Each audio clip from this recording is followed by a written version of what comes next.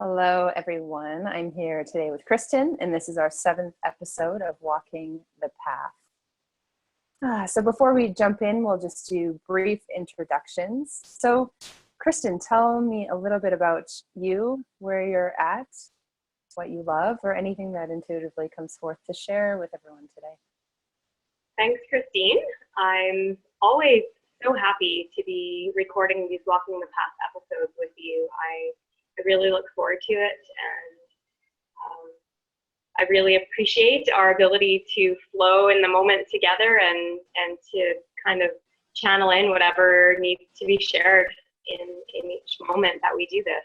And I guess I could say that's one of my abilities that I've been really tuning into and honing, especially over the last few years of my life, is that realization that I'm receiving messages that are asking to be shared. And so when we started doing these Walking the Path episodes, it's a really beautiful way to just allow that to flow through and to own that as one of my gifts. And it's also a beautiful gift of yours. So it's a lot of fun to do this together. And so I just really enjoy what I would call sharing truth, my truth. And I think we all have bits of truth to share. And I've come to the realization that that's partly what I'm here to do. So I thank you for playing along and sharing truth with me. And, I get so much out of doing this with you, and I think that you do. And as time has been passing, I've been hearing from others that they so deeply appreciate that we're taking the time to record this and put it out into the ethers of the World Wide Web of magic. And so I'm just really happy to be here right at this moment, and to have this technology that I have had an interesting relationship with over this last year especially, and just focusing on the goodness and the beauty of the ability that we have to even do this right now, and to transmit all of this to the planet. Thank you.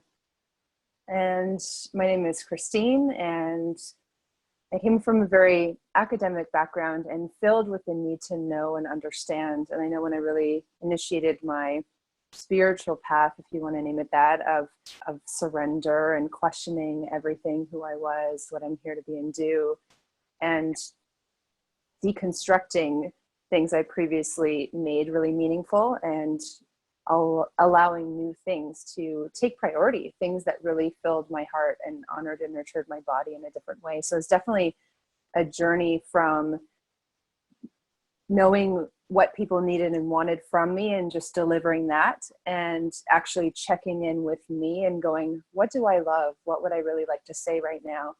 What's a priority for me? What do I value? And actually beginning to express from the inside out rather than just reflecting what someone else had asked of me. So just really that journey of going within and knowing myself. And more than anything now, I've found it's just releasing anything that I'm holding as definitive understanding, or this is what I know, and being really fluid with that and playful with that. And I found the more I've been playful, the more different awareness or information can come in. Like Kristen said, that ability to receive messages or inspiration or insights, I found as I've let go of my need to hold on to what I previously known, there's been so much more space to receive joy and inspiration, and even just energy beyond words, like letting go of where my mind ran the show and just including all of me, my mental, my emotional, my physical, and my spiritual, that exploration of the energetic landscape within and beyond me. So I'm so grateful to be here today with you, Kristen, and let's jump in. I know one thing you had brought forth in the land of technology, what came up there was just how in some ways we're more connected and disconnected than ever. And so, the paradox, the ultimate paradox. And if anything, with what I know of what's currently playing in the world, there's quite a bit of chaos and confusion and uncertainty.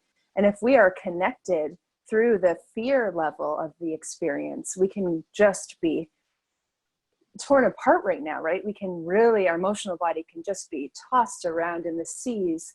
So I would say one priority is really to claim our space. So I would invite everyone to really just take a breath every day, like intentionally take a couple of breaths, tune into your heart, tune into your body. Because as we stabilize our energy field and stabilize our emotional body, we are not tossed around, especially by the fear vibration, by the chaos and the confusion. We can tune in to the stillness within that knows, the heart of true knowing that aligns us with our deepest wisdom and highest truth, so that we may find stability in the storm. So I would say, as a priority right now, to really choose to tune in to your emotional body and develop the tools, if you don't have them already, to give yourself the space to be and not be essentially bombarded or thrown into the sea of fear, which will torment the mental and emotional body. And many of us who have already lived through that process of, if you want to call it purifying, becoming more intentional, becoming aware of what's going on in the mental, emotional, and how to consciously choose our inner experience more through that deep listening. It's so key now more than ever. Beautiful. And to me, that is so true. And it brings up some conversations that I've had in the last few days with dear friends and family members in the United States. And it's been a pretty surreal and turbulent time for so many, and not just in the United States. I think it's a bit more concentrated there energetically, right closer to home, literally and figuratively. And something that I suggested to a few people was, you can be aware of what's happening, but it's not yours. And to do what you're saying, to remain centered in yourself, to continue to shine and emanate the love that's within you. A lot of these people are feeling extremely sensitive and vulnerable right now, and the fear is bubbling up. Yet, sitting in that space of fear is not benefiting any individual ever.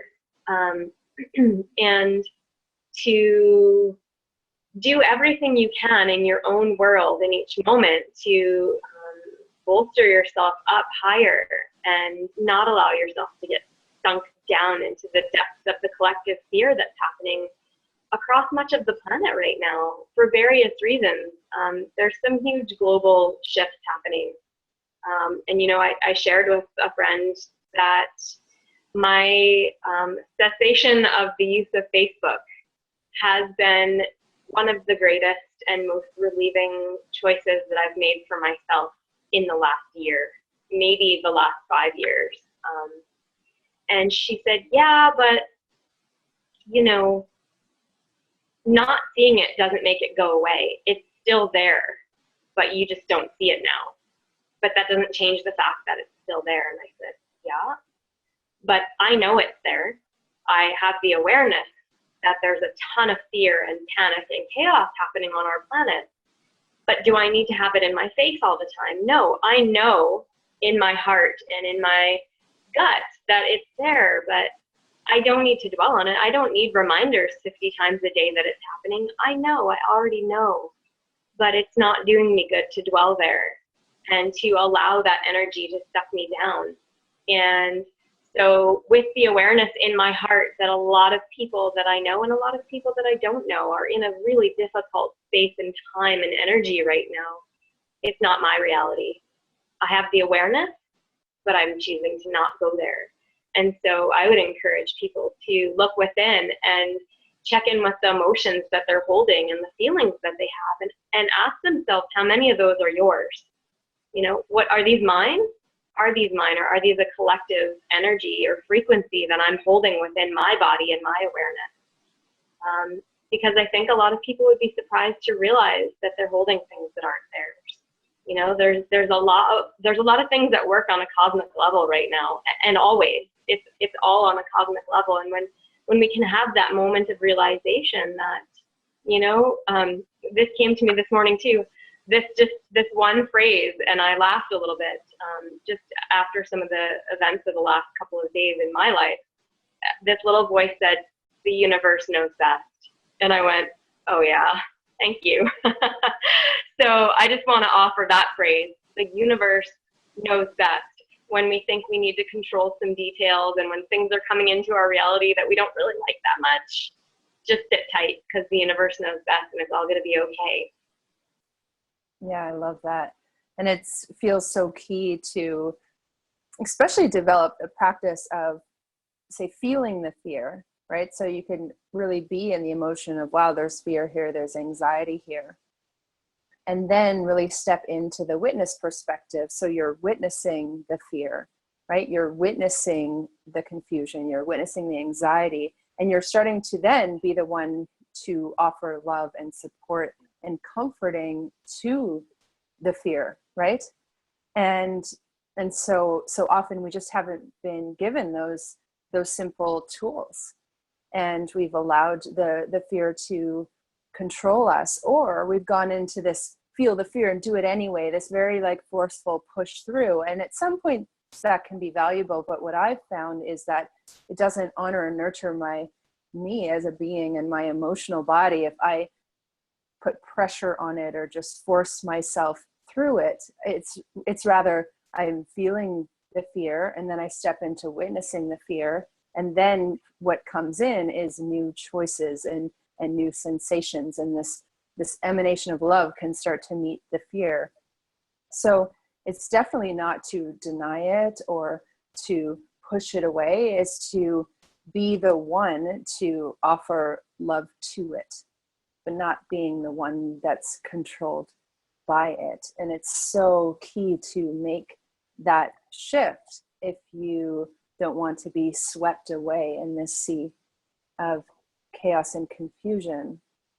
So now more than ever to just practice becoming the witness of the fear, of the panic, of the anxiety, and then know yourself as the one that can access this love and access this nourishment, or words of wisdom can start streaming in and flowing in from your higher self, in and through your mind, and really cast out the shadows, so to speak, cast out all of the thought forms that would have you looping and looping and looping and looping, and then you start feeling into your thoughts and then looping. It's just to take a breath, tuning into your emotions, become the witness, and allow your higher self to offer you insights and wisdom, just such as Kristen just said, the universe knows best, like calling that in and through. What if the universe does know best? What if I could trust? What would that be like? And starting to build that relationship and that capacity, right? To be the one that loves it, and just checking in to being like, who are you committed to serving, right? Because if you are putting your energy and attention on this is what's going on and I need to watch all these videos or of these protests or these things.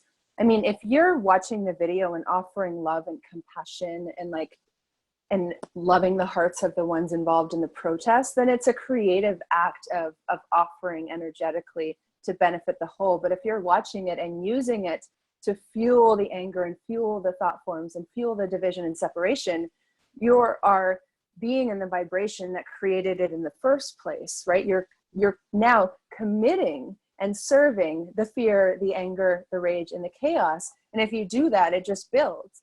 So it's just really becoming intentional about who and what am I serving? Am I willing to be devoted to and serve love, clarity, really serving the universe that is unified, right? That is connecting and joining us all. Well said. Yeah. It's really true to me, everything you're saying. And yeah, we talked about bringing another piece into this. And now that I'm hearing everything that's coming through both of us, I think this is really a perfect combination, and the timing is right to bring up the topic of forgiveness. And I'm really seeing, I'm seeing the perfection in all of this, and I think one of the driving forces of fear on our planet right now is the tendency of humans to blame outside forces for their feelings and their emotions. And blame indicates that you believe that someone else has done or said or is being something that is hurting you in a way that you need to point a finger outside. And so I guess there's a few topics coming in here. Where do I take this? So back to the forgiveness, I guess, realizing I was pondering the word, I was contemplating the word forgiveness, and it's almost like, to me, forgiveness is moving forward and giving the benefit of the doubt to others rather than holding on to hurtful, painful moments or memories from the past with a particular person or a particular topic or a particular essence of a situation. And I've been finding myself receiving many opportunities to forgive, to forgive the state of fear that's on the planet. It's there. I'm doing my best to not contribute to that, that global field of fearfulness and chaos. And I am forgiving those who are in that state, and the ones who are projectedly creating that state in others, because to me, that's not the truth. We're all players on this global stage. We all are playing our own part, and to choose to not blame outside forces for our internal reality and in our internal level of vibration and our frequency. It's so easy for us to point to outside forces and say, it's the fault of this person that I feel this way. It's the fault of this global scenario that I feel this way. And to take back our own accountability and responsibility for our feelings and our emotions and our attitude toward life and the frequency that we're operating at. And I really believe a huge part of that is arriving at a state of forgiveness, for an allowance for the people and things that are transpiring on a moment-to-moment basis on our planet. Woo, a lot was coming in all at once there, and I was really having to focus on my word choices there. Yeah, so, okay, maybe you have something to contribute there with everything that just came through. I need a timeout. Yeah, for sure. Well, some of the poems that I wrote actually back in 2011 started streaming in. And so I think at some point while we're talking here, I'll just call one or two of them up. But I remember one of them begins with, love is forgiving, love is for giving what is felt and known. And it goes on from there. But yeah, it's so key to, again, there's so many layers to it. Like anything, when things are held from past times and they're held in our cellular memory, in our emotional body, and in our mental field, someone in present day can just say, I don't like you, and it calls up all this rejection and the time when your mom left and and then what occurs, when we're in the unconscious state is then just like, how dare you say that, and you hurt me, but really it's only like this much present, and the rest is really calling up past trauma, like calling up past experience. And when we can't see that, they become the target, right? They become the target of a lifetime of pain. And so when we start to become present with our emotional body, what we are thinking, where things are really emerging from, we can start to become more clear about so much was seeded in the past. So often there are different practices to meet ourselves in the past and complete the memory or integrate the memory or offer resolution or, apologize on behalf of others to the child within. I'm so sorry they weren't there for you. I'm so sorry they couldn't love you as you desired to be loved. I'm so sorry they didn't have time for you. I'm so sorry they couldn't cherish and honor you and celebrate you. And so we can offer this expression of compassion to us throughout time, and it does start to integrate.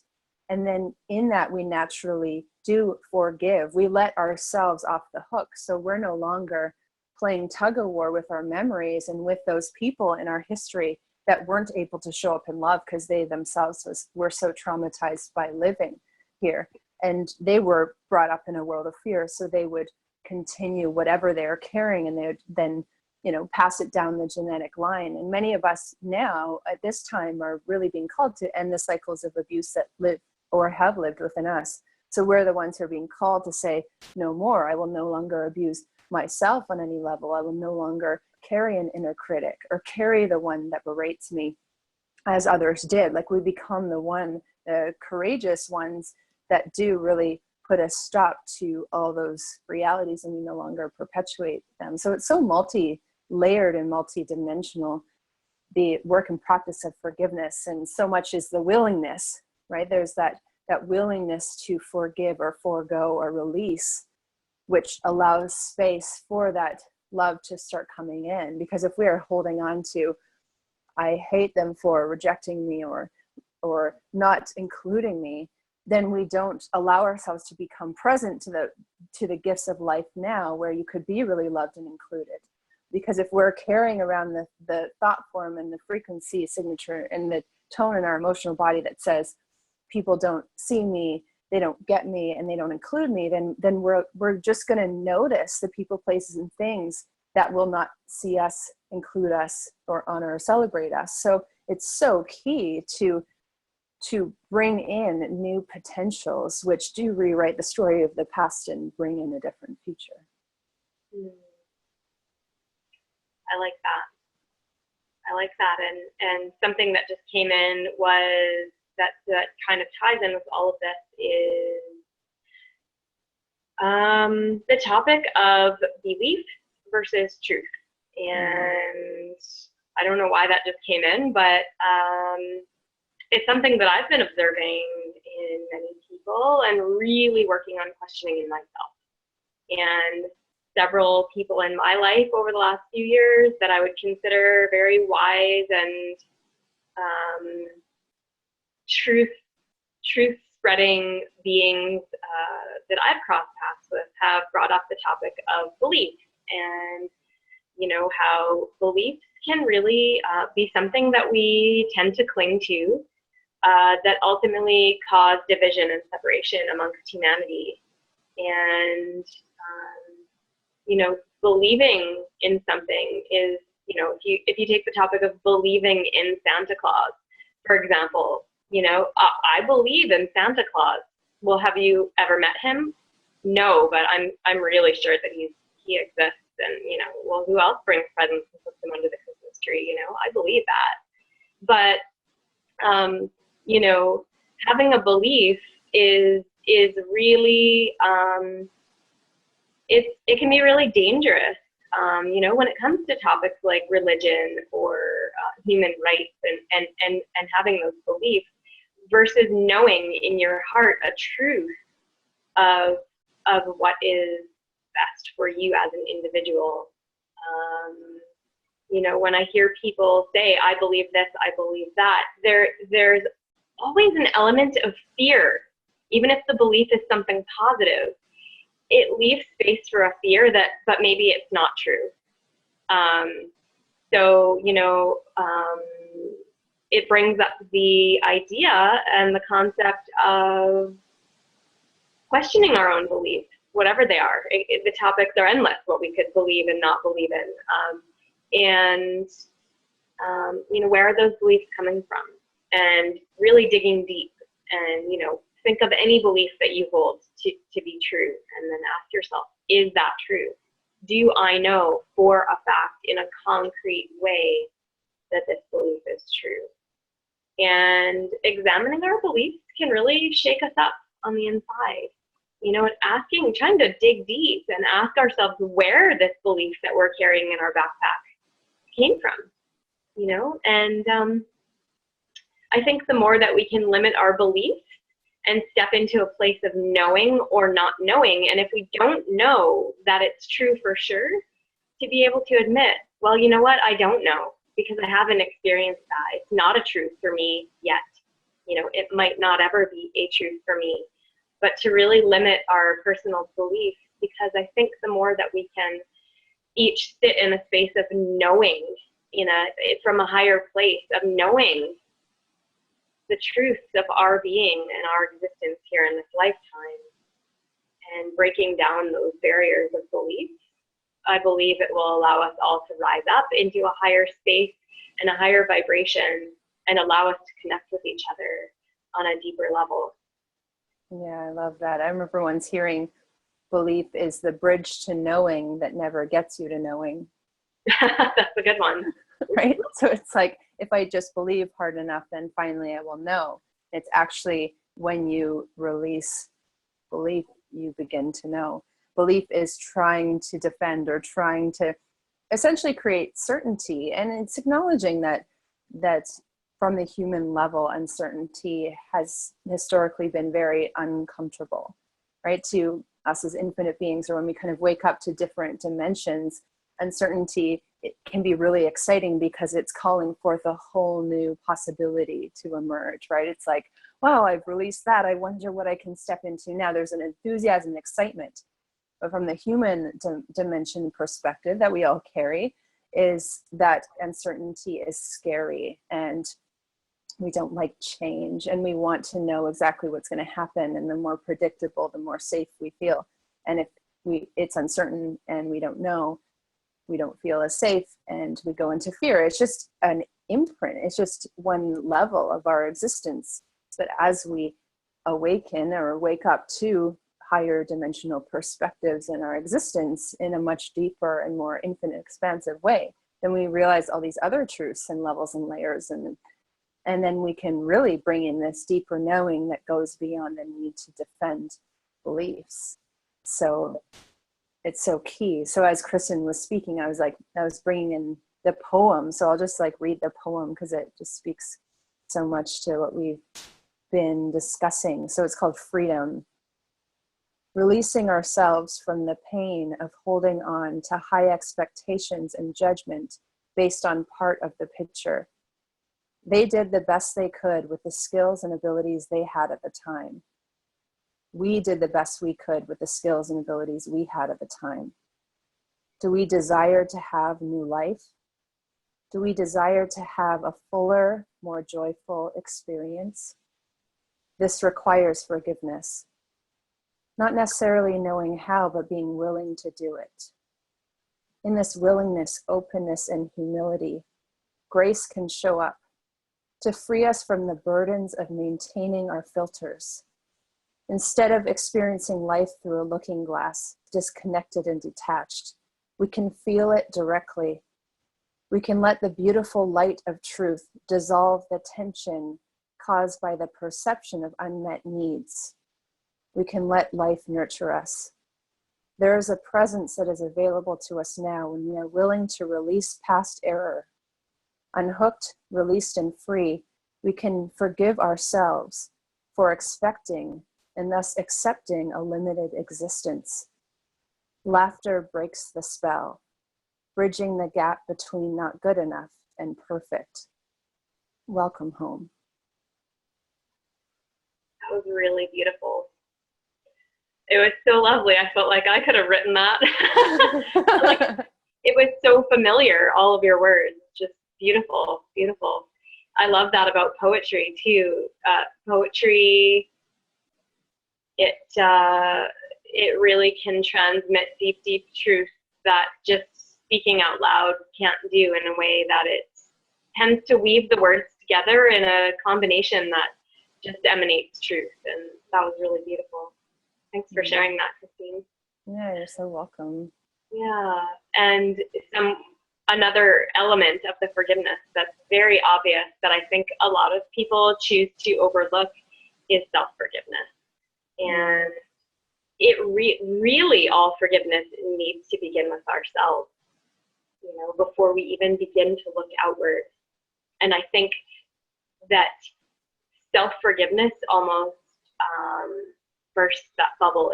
It's like the cork in the bottle. And once we can begin to forgive ourselves for the things that we've chosen to do with the best skills and abilities that we had at the time, like your poem said, I really believe that we all do the best that we can in every moment of our lives with where we're at, and I think an ideal path of awakening and raising of consciousness and vibration, we can look back at our former selves and say, oh man, I can't believe I did that. But really, at the time, we did those things because it's what felt right at the time, because we had less awareness. We had less support from ourselves.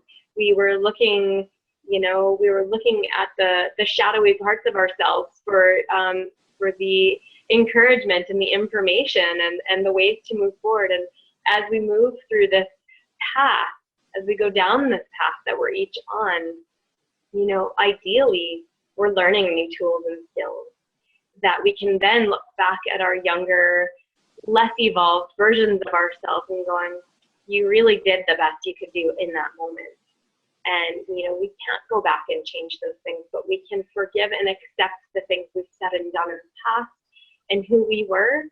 And we can thank those other versions of ourselves for showing us the way to move forward and be who we are now in this moment. And it will continue through this lifetime and others, and through our collective human evolution, will continue to move forward collectively and individually, and we will need to continue to forgive ourselves for things that we said and did in the past.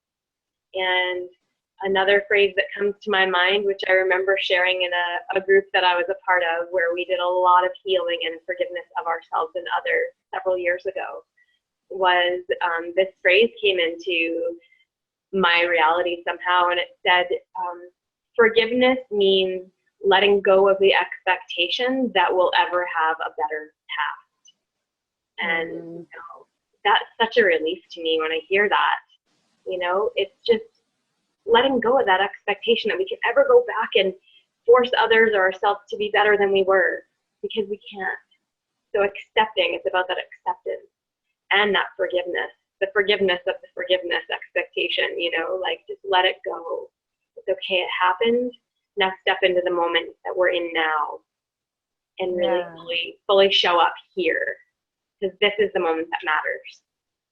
Yeah, and this is the moment where we can truly express ourselves differently and be really present in a space of love, which often invites others to show up as their best selves, right? And when our nervous systems are relaxed, when our emotional bodies are calm, when our mental fields are clear, we naturally speak with wisdom and with love and with honor. When our nervous systems are frazzled, when our emotional body is in turbulence, and when our mental field is confused, we're going to speak from fear. We're going to represent fear. So just tuning in, it's like, would you like to represent fear with your voice, or would you like to represent love? Like, what would you like to stand for beyond defense, but just through your expression? Like, what are you choosing to represent and stand for in your expression? And that's where we do have choice. So one more poem I'll read, like, as we complete here today, and there may be a few more words, Kristen, you have to bring in for us. And this is forgiving. Love is forgiving. Love is for giving what is felt and known, centered in truth, blessed with light, a new vision. We are given eyes to see if we are willing to release the old, surrendering what was in favor of what is. This moment is full of life and beauty. Currents of magnificence can be experienced on the surface when we open to them, being the vessels that carry the new image, welcoming in the wave that awakens new potential, refreshed, renewed, restored.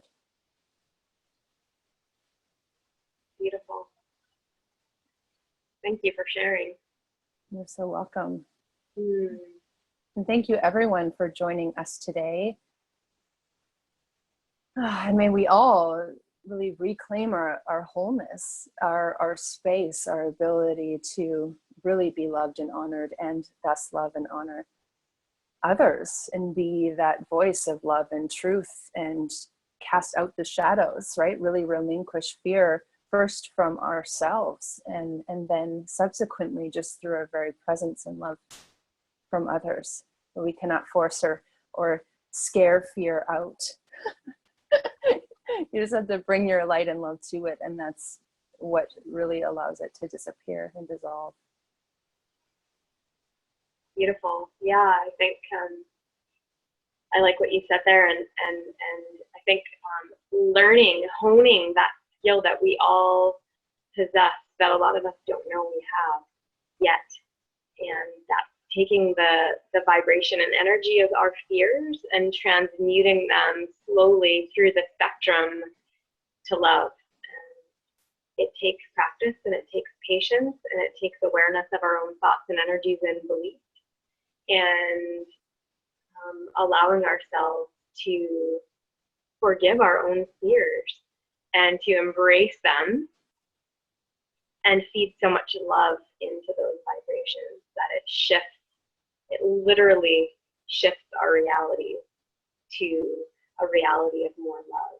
And if each of us can take the time and awareness that it requires to create that within our own individual reality, imagine what that would be like if all of us on the planet could get to that place, and we could collectively rise into a place of love and just shift the reality of our planet as a whole. I really believe that we're headed in that direction. And I just said believe, but I think more so it's a knowing. Every day I experience that in my world of reality. I hear and see and feel things that are showing me that is the truth. And sometimes it's hard to see through the fear and the shadows and the darkness that's thrown at us through our media, and our social media and our television and newspapers. And there is another world outside of media, and that is our reality, So I find that my reality is one of love 99% of the time. And if it's not, what can I do to change that for me? And so I would encourage all of us that might be listening here today to look at that and ask how they can transmute anything that feels like fear into a space of love. Mm-hmm. Well said. This is such a blessing to be here with you as always. Thank you, Kristen, and thank you, everyone. And we will see you on our next episode of Walking the Path.